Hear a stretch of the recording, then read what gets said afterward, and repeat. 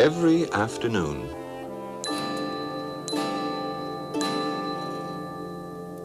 As they were coming from school,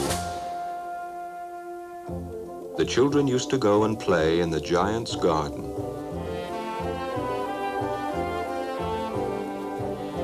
It was a large, lovely garden with soft green grass. Here and there over the grass stood beautiful flowers like stars. And there were 12 peach trees that in the springtime broke out into delicate blossoms of pink and pearl, and in the autumn bore rich fruit.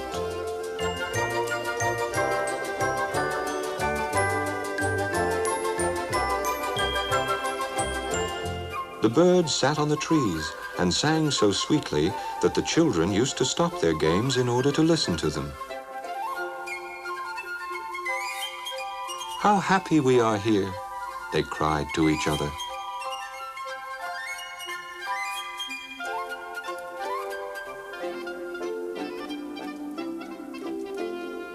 One day, the giant came back.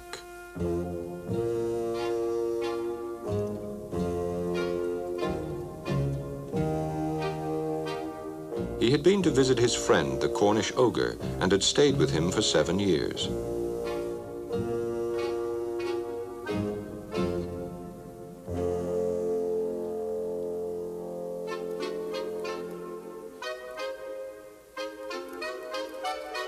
After the 7 years were over, he had said all that he had to say, for his conversation was limited.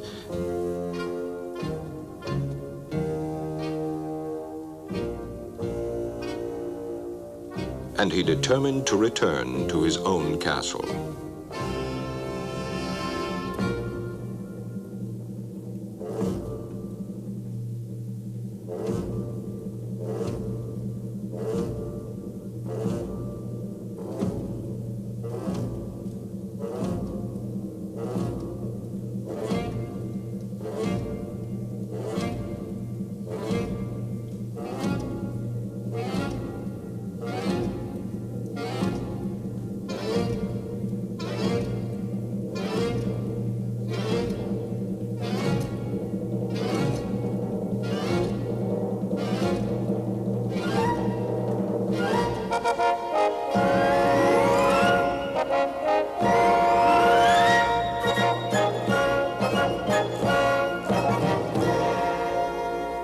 When he arrived, he saw the children playing in the garden. "What are you doing here?" he cried in a very gruff voice, and the children ran away.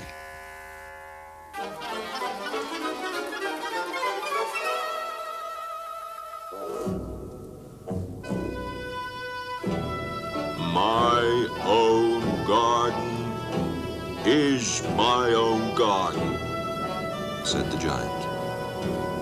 "Anyone can understand that, and I will allow nobody to play in it but myself."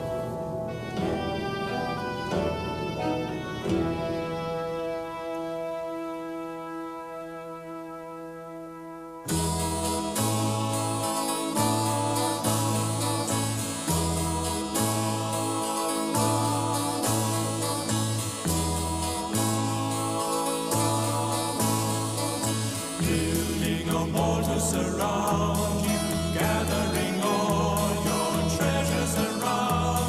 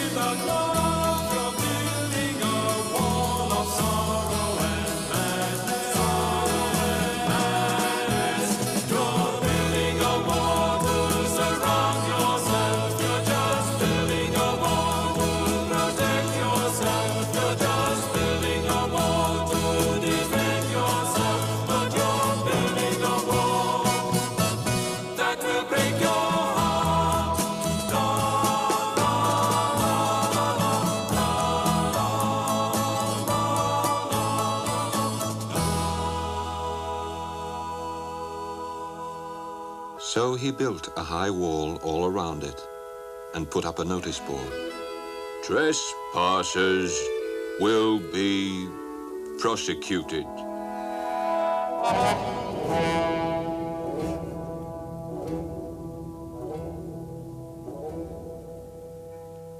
He was a very selfish giant.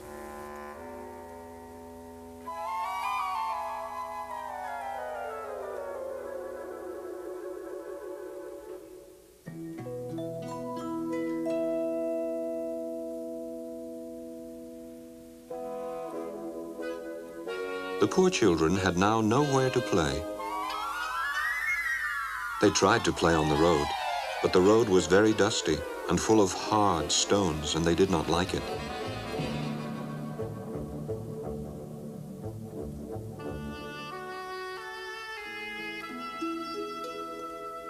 They used to wander round the high walls when their lessons were over and talk about the beautiful garden inside. How happy we were there, they said to each other. Then the spring came, and all over the country there were little blossoms and little birds. Only in the garden of the selfish giant, it was still winter.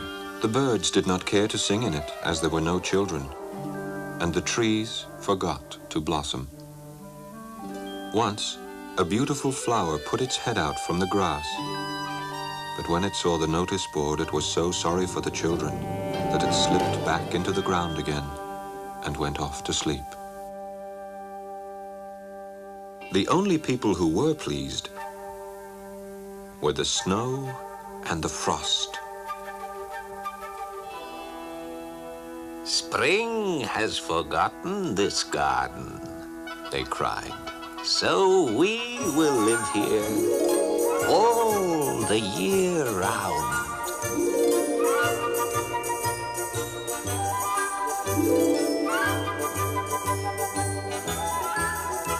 The snow covered up the grass with her great white cloak.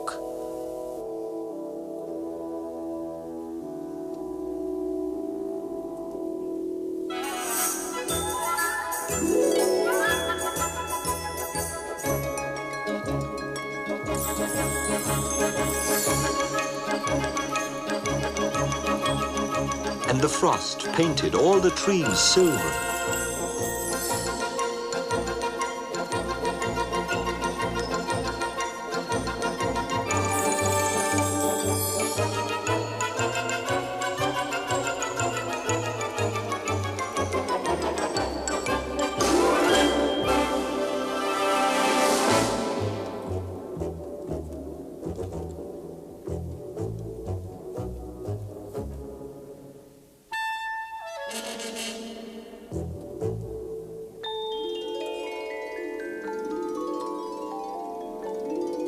Then they invited the north wind to stay with them.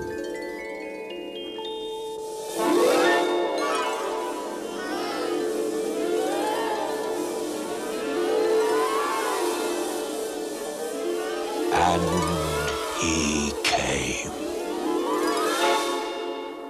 He was wrapped in furs, and he roared all day about the garden and blew the chimney pots down.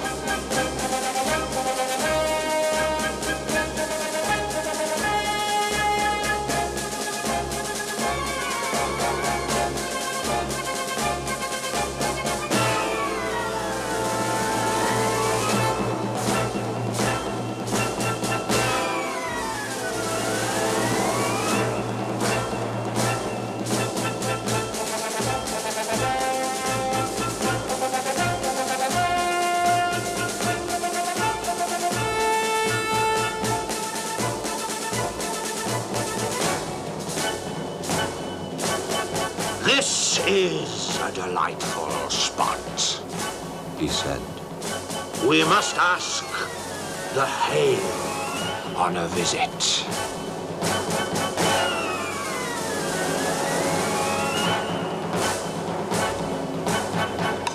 So the hail came.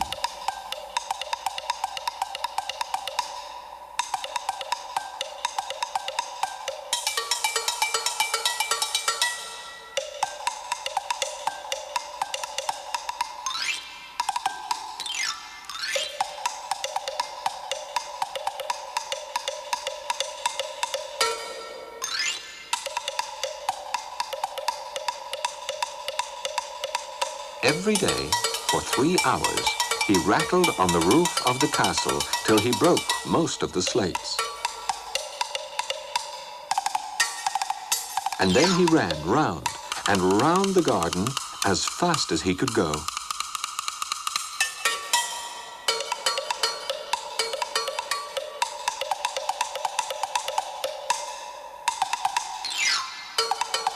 He was dressed in grey, and his breath was like ice.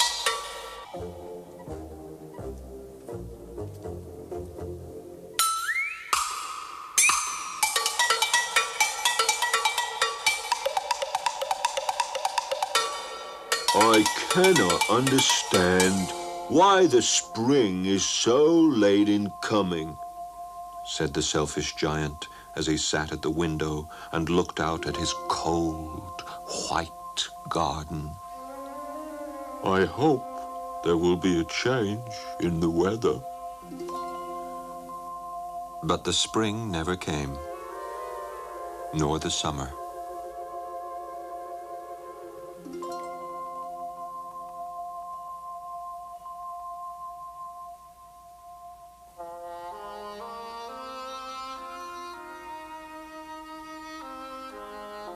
The autumn gave golden fruit to every garden, but to the giant's garden she gave none. He is too selfish, she said. So it was always winter there. And the north wind and the hail and the frost and the snow danced about through the trees.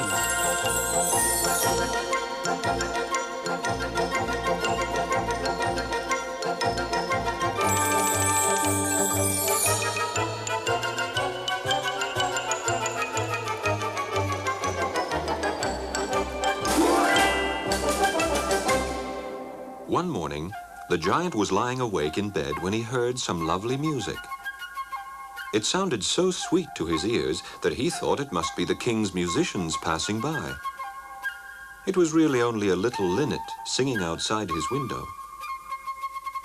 But it was so long since he had heard a bird sing in his garden that it seemed to him to be the most beautiful music in the world.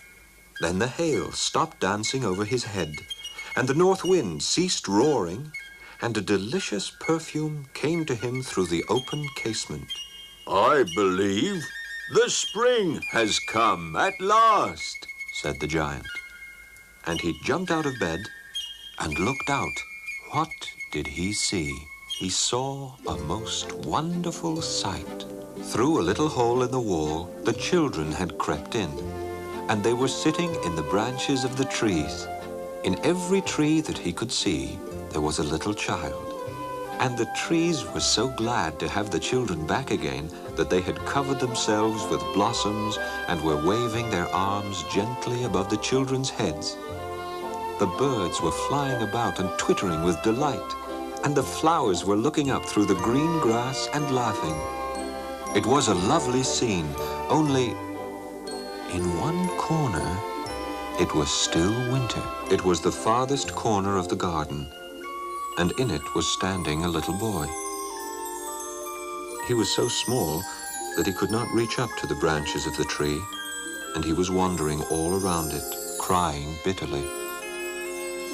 The poor tree was still covered with frost and snow, and the north wind was blowing and roaring above it. Climb up, little boy, said the tree, and it bent its branches down as low as it could. But the boy was too tiny, and the giant's heart melted as he looked out. How selfish I have been, he said. Now I know why the spring would not come here. I will put that poor little boy on the top of the tree, and then I will knock down the wall, and my garden shall be the children's playground forever and ever. He was really very sorry for what he had done.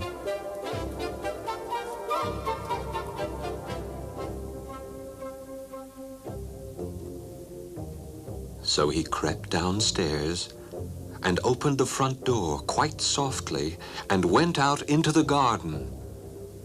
But when the children saw him, they were so frightened that they all ran away.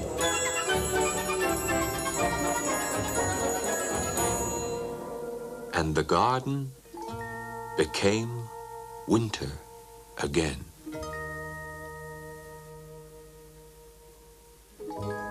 Only the little boy did not run, for his eyes were so full of tears that he did not see the giant coming. And the giant stole up behind him and took him gently in his hand and put him up into the tree. And the tree broke at once into blossom, and the birds came and sang on it. And the little boy stretched out his 2 arms and flung them round the giant's neck and kissed him. And the other children, when they saw that the giant was not wicked any longer, came running back, and with them came the spring. It is your garden now, little children, said the giant. and he took a great axe and knocked down the wall.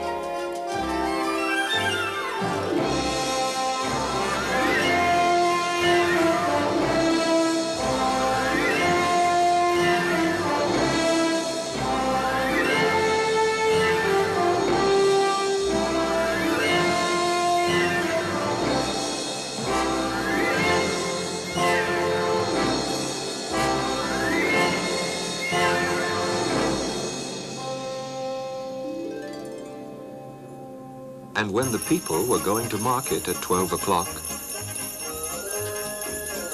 they found the giant playing with the children in the most beautiful garden they had ever seen. All day long they played, and in the evening they came to the giant to bid him goodbye. But where is your little companion? He said. The boy I put into the tree. The giant loved him the best because he had kissed him. We don't know, answered the children. He has gone away. You must tell him to be sure and come tomorrow, said the giant. But the children said that they did not know where he lived and had never seen him before. And the giant felt very sad. Every afternoon, when school was over, the children came and played with the giant.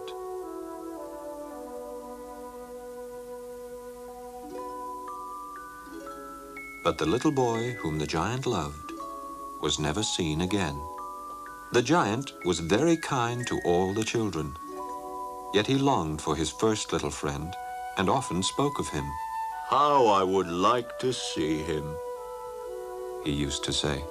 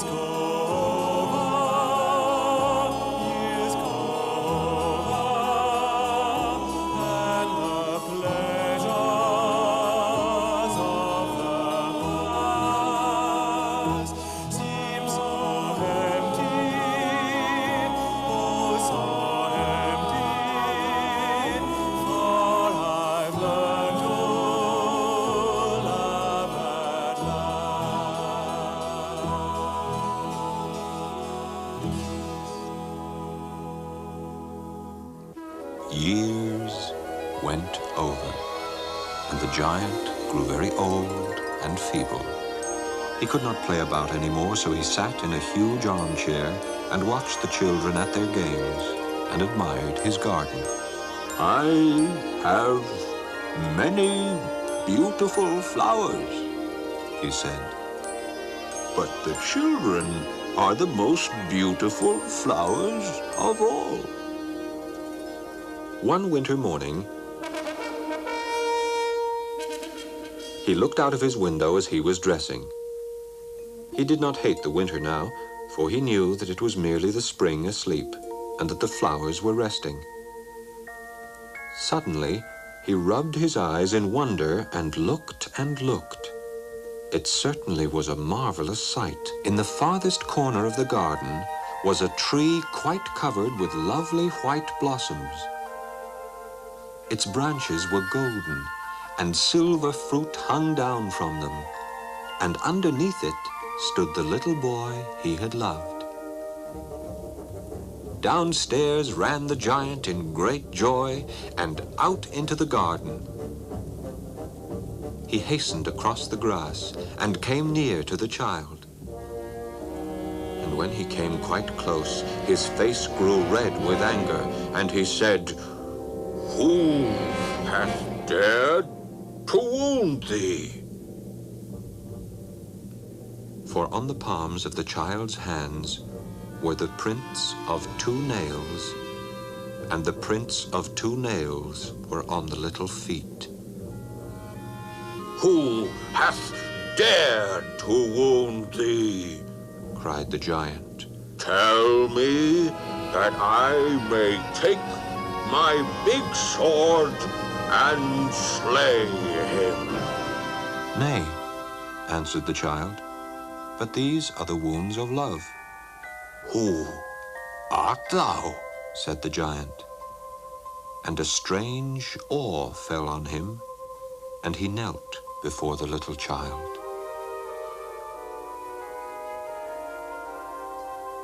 And the child smiled on the giant and said to him, You let me play once in your garden. Today you shall come with me to my garden, which is paradise.